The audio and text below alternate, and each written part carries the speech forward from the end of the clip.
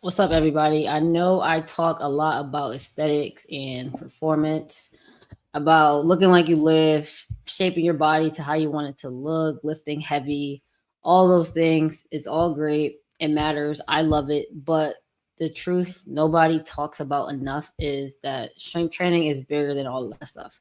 And it's not just about how you look, it's not about how much you can lift. It's really more so about can you move with confidence and can you be strong enough to trust your body to not let you down in your day to day activities. Let me get that off the screen. And today I just gave a talk at a local YMCA on fall prevention, and I really just wanted to come on here and share some big takeaways because whether you're 70 and you are afraid of falling, or you're starting to think about the aging process and how you can improve that, or you're 50 and you're noticing that you're not moving the same as you did when you were 20 or 30. You may wake up feeling stiff. You may start to tell yourself, like, oh, this is what happens when you start to get old. Or maybe you're in your 30s and the last thing on your mind is falling, right? You have no thought and on a daily basis on whether you're going to fall or not because you're just not at that point yet. All of this still applies because strength training is not just about right now, it's about setting yourself up for the years ahead, regardless of the age that you are. So, if you are on this, let me ask you a question, and I ask this to the YMCA group as well. What are some ways to improve your balance? Drop your answers in the comments.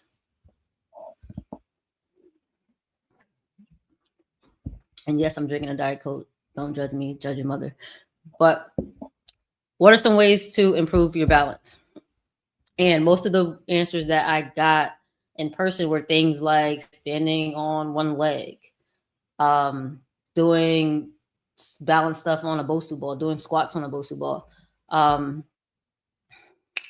doing single leg stands while you brush your teeth. Those were the most common answers that I got. And none of those things are wrong. Those things do challenge your balance, obviously. But here's the thing, those are just surface level drills. And what was interesting to me is that nobody mentioned what is truly the foundation to balance, and that's strength training. And this is where I think we get it twisted. We talk about strength training for aesthetics, because it's fun, it's motivating, and I'm not against it at all. But the bigger reason we train is to improve our life. And not falling literally improves your life. Because think about what happens when people fall. People can get hurt. It can lead to injuries that can completely change your life. You can stop moving because of that injury. You can become sedentary, and all of that becomes a domino effect. Especially if you're older, if you take a fall, you might end up in a nursing home. You might end up not being able to do the things that was making you feel young again, right? There's so many things that can change if you take a fall. And there's things that are not talked about enough regarding strength training because the whole world or the whole social media is like filled with talking about the superficial stuff. So there's a couple things that actually predict how much of a fall risk you are, and all of them tie back to strength. So I thought it was really cool, or really interesting, I should say, that nobody mentioned strength training as something to improve your balance. So like I said, all the things tie back to strength. One of the biggest predictors of fall risk is walking speed. It sounds so stupid, but the faster you walk, the better your balance typically is. So if you walk really, really slow, and the stat that I had learned was if you walk less than 3 feet per second, your fall risk goes sky high, right? And when you think about what drives your walking speed, it's your calves, your quads, your glutes. Those are the muscles that are going to propel you forward and keep your stride strong. A lot of people a lot of people avoid training certain muscles because of aesthetics. Some women specifically don't want to train their quads because they're scared they're going to get bigger. Some people don't train their calves because they feel like they do a lot of walking already, so they don't need direct calf training. And then you have people who may not train their quads or train their legs at all because they might have sustained an injury in the past, whether it's a knee injury, whether it is just battling knee pain, and they've been told by their doctor that they shouldn't do knee exercises like squats and lunges. So they just refrain from it altogether. But the truth is, when you start to skip training these specific muscles, you don't really solve any problem. Your issue doesn't go away. It just creates more problems. Your legs get weaker, whether that's your quads, whether that's your glutes, whether that's your calves. Your stride starts to slow down, and then your risk of falling starts to go up.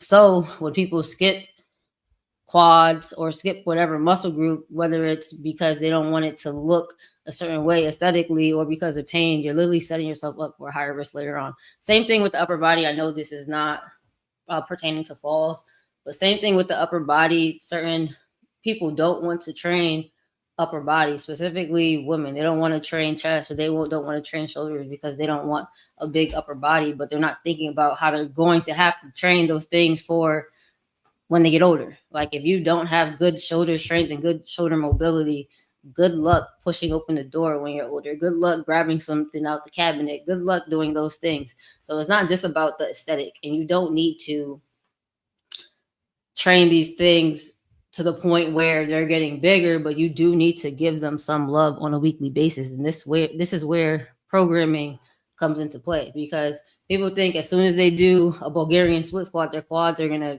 get huge. That's not true, right? Just because you do bench press doesn't mean you're gonna have a huge chest. Just because you do shoulder press doesn't mean you're gonna have capped shoulders. That's not how it works. But you do need to train for life and then also train for your goals. And I think people just train for their goals and they forget about what they want to do with their life when they get older, or whenever that is, like 10 years from now, 20 years from now, 30 years from now.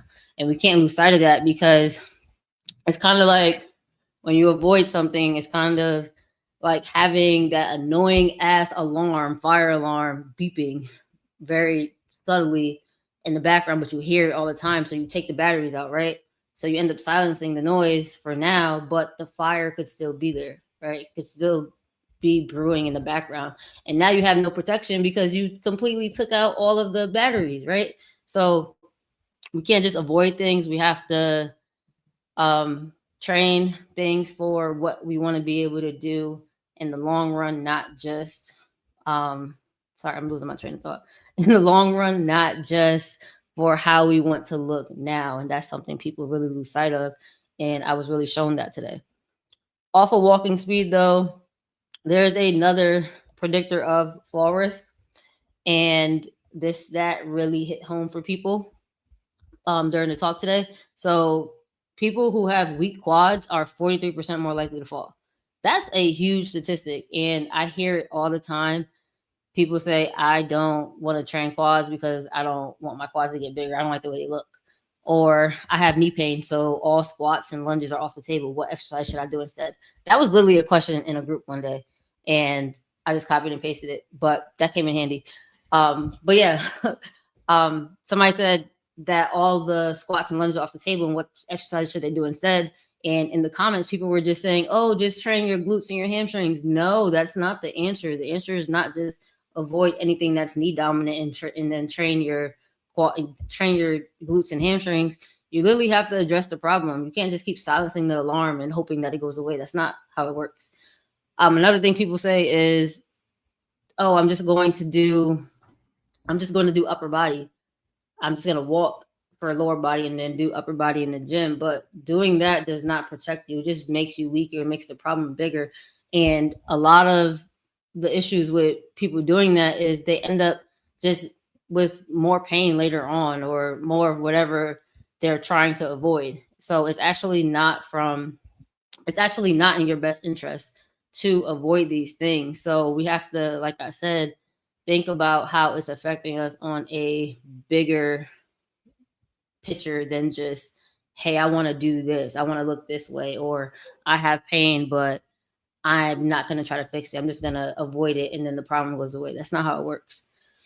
All it does is makes the life you want to live harder to live in the long run. So whether it's about aesthetics or avoiding pain, neglecting your quads or any muscle is going to come back to bite you in the ass later on.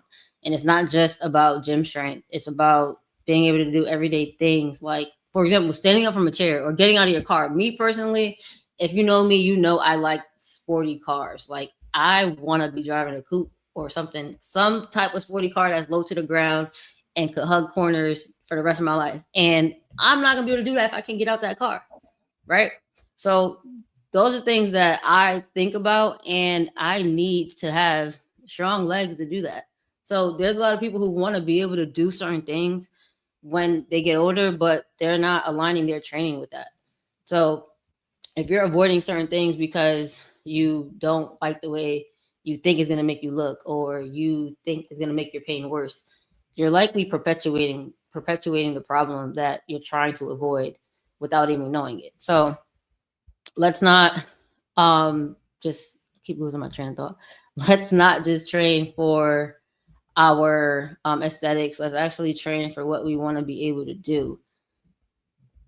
And then outside of strength, so we talked about walking speed and leg strength as being predictors of falls, but outside of those things, there is something that has nothing to do with your physical ability that increases your fall risk. And that is your mindset, or how you view or perceive falling. If you have a fear of falling, one of the biggest predictors of falls is just that. So if you've never fallen before and you have a ton of fear about falling, you're already at a higher risk of falling. Because what happens is you start to move less because you don't want to fall. And then you may refrain from going outside the house, or refrain from doing adventurous activities, or refrain from going on walks. You start to become less active. You become sedentary. Your muscles get weaker. Your joints get stiffer. Your balance gets worse. And it becomes this cycle just because you're scared. Same thing with pain. People with knee pain kind of run through that same cycle. A lot of people are told, don't squat, don't lunge, don't train your legs. They're scared to train their legs. They have pain. They don't train their legs. Their quads get weaker. Their knees get weaker. They have less protection. And it keeps going around. The pain just keeps getting worse and worse and worse. And eventually, you can't even get up from your desk chair. And that's because you kept avoiding what you were scared of. So if you have fear of doing certain things, it's literally going to increase your risk of that thing you're fearing happening, right? So the good news is strength training can flip that cycle. It can flip the cycle. You being scared to fall if you're an older person with balance that has been deteriorating over the years, or if you are of any age and you have pain with certain exercises, you have knee pain with things. Strength training can literally flip that cycle, because when you train properly and scale to your fitness level, you get stronger, right? And then when you get stronger, you start to feel a little better. You start to feel more confident in your knees, in your legs, in your ability to move. For example, I just had a client who finished up with me, and initially she was scared to do pretty much any exercise outside of leg press. Now she's feeling better. She's doing leg press with very, very minimal pain, right? And now she sent me a video doing hack squats. Before she got stronger, there was no way in hell she was about to do hack squats, but she consistently was training her legs in a way that was modified for what she can tolerate at that point. And over time, she gained strength. And once she gained that strength, she started to feel better. She started to want to try different things out, started to have more confidence to try harder exercises on her own without even being directed. And that comes from not avoiding it, right? So you start to trust your body again. And then you start to become more active. And when you become more active, you become less of a fall risk, or less of whatever you were avoiding before. So instead of spiraling, you actually get better. So I say all of that to say, please zoom out and stop treating strength training like it's only for chasing a physique goal, or if it's only for athletes or people who want to build muscle, or people who want to hit these crazy numbers on squats and deadlifts. It's not just for those people. It's literally for everyone. And it's literally how you keep your confidence to live your life without fear of anything, without fear of falling, without fear of having knee pain, without fear of your body failing you. So I challenge everybody who is watching this to stop looking at strength training from an aesthetic lens. Stop thinking it's just for one type of person. It is literally for everyone. It's your insurance policy for longevity. It's going to be what helps you live with confidence. It's going to be what helps you get more out of the life you want to live. So with that being said, if any of this hit home for you today and you're realizing that you actually need to train smarter in terms of not just aesthetics, not just hitting numbers, but train smarter in the sense where you're actually thinking ahead, thinking like, hey, I want to do XYZ when I am 10 years older. Like, how am I going to set myself up to do that? Then I have a couple of ways to help you. So if you're struggling with knee pain and you're not sure how to keep working out without making it worse, and you don't want to go through that vicious cycle that I talked about, I do have a knee rehab training program specifically for lifters that walks you through how to do that without making your knee pain worse. And if you're ready to be held to a higher standard, have expert eyes on your program, and take your lifting and your training beyond the beginner and intermediate stage where you just go in the gym, do some random shit, any mini money will, choosing machines to use, just adding weight to the bar randomly, and actually see more progress than you could on your own, then definitely hit me up about my 90-day intensive lifting program. I am accepting people now. And with that being said, I'll catch you guys on the next video. Peace.